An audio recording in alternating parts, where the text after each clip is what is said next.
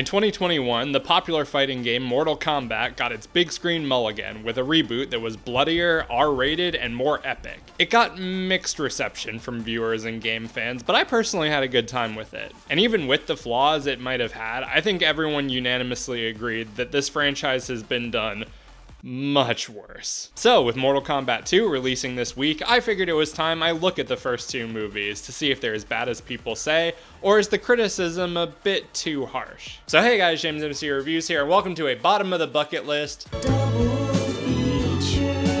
And today we're going to be taking a look at Mortal Kombat and Mortal Kombat Annihilation. First, let's start off with Mortal Kombat, released in 1995, directed by Paul W.S. Anderson. The movie centers around a group of fighters consisting of Johnny Cage, played by Lyndon Ashby, Sonya Blade, played by Bridget Wilson-Sampras, and Liu Kang, played by Robin Shou. They're summoned by a powerful being named Raiden, played by Christopher Lambert, to take part in a tournament called Mortal Kombat so they can defeat the evil Shang Tsung, played by Kari Hiroyuki Tagawa. I should bring up that I watched the Van Damme Street Fighter movie before watching these, and that video will come out around the time that the new one comes out. But one thing you'll hear throughout that video is that the Street Fighter movie, the first act was really boring, and then the second act starts to pick up the pace and lean into the 90s camp with the over-the-top fight scenes and the corny one-liners. This movie, on the other hand, rides the wave of 90s camp more or less throughout, which made it instantly more enjoyable. By the way, I should also mention that while I have played the Mortal Kombat games, I'm not an expert on the lore or anything like that, so I'm not coming at this as a purist. As a movie, there were things I liked mixed with things that I didn't. Visually, it's fairly ambitious and impressive for the time. You could tell they were really trying to make this look like the games. It was made in the early 90s, so the visual effects are pretty lame and poorly aged. Some are hidden better than others, but as a whole, the visuals kind of emphasize what a product of its time this movie was. The fight scenes are fairly decent. While I agree that having this movie be PG-13 was never going to be the correct way to adapt this ultra-violent and bloody fighting game,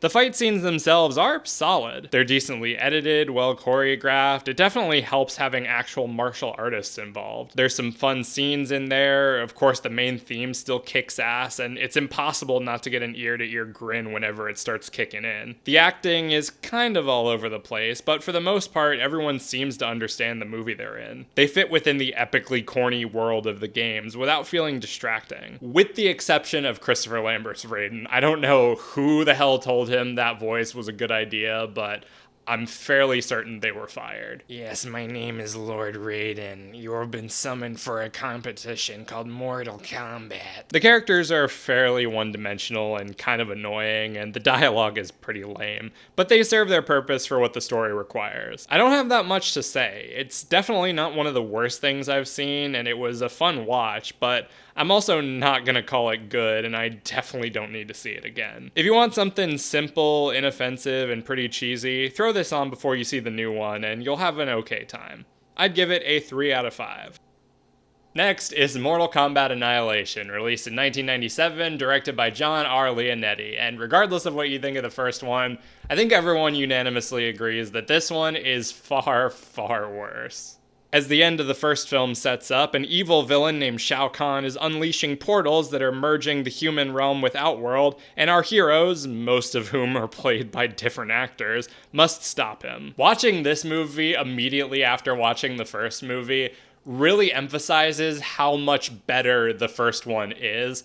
But if I had to choose one that I would rewatch, it would for sure be the second one. From the opening sequence, I was laughing my ass off. The downgrade in quality was so immediate and apparent that it was hilarious. The VFX somehow look better in 1995 than they do in 1997. There are several scenes where you can see the outline of the green screen, and it hasn't been cleaned up properly. Every time characters are jumping around, it's hilarious because it looks like they're being dragged from place to place. I mentioned the CGI in the last one, but good God, I should have saved my breath because in the final battle, Liu Kang and Shao Kahn turn into these fucking things. How is it that this movie cost $10 million more to make than the first one, and yet it looks so much cheaper? So that was already amazing. The acting and the dialogue are just on another level. The first movie had a lot of cheesy lines, but it tried to remain relatively grounded. Whereas here, I think everyone kind of recognized what movie they were in and said, fuck it, let's have some fun with this. The story is all over the place. The first movie was a lot more succinct and streamlined, whereas here,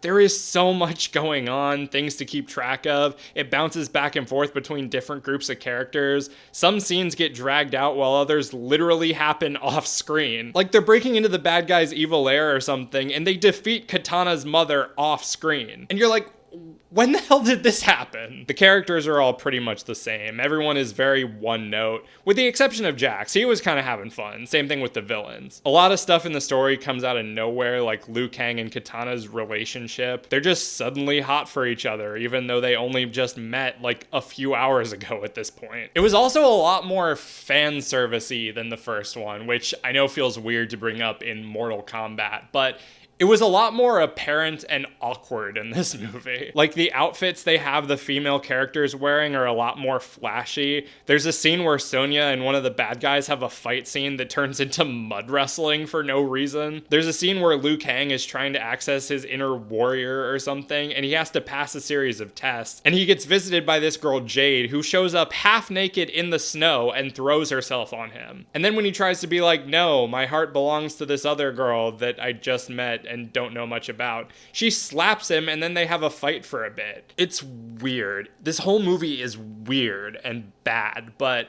I would absolutely watch it again. Like, this is the perfect grab some friends and some drinks and point and laugh kind of movie. Even more so than the first one. The first one had some stuff to laugh at, but it was mostly just kind of okay. Like, this... I would have loved to have been watching this with Anne because we would have had a blast. But yeah, long and short of it, Mortal Kombat Annihilation is absolutely as bad as people say it is, but you should totally watch it if you haven't.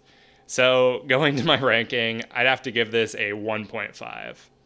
And that does it for this video. Thank you guys for watching. Let me know if you've seen the Mortal Kombat movies. What do you think of them?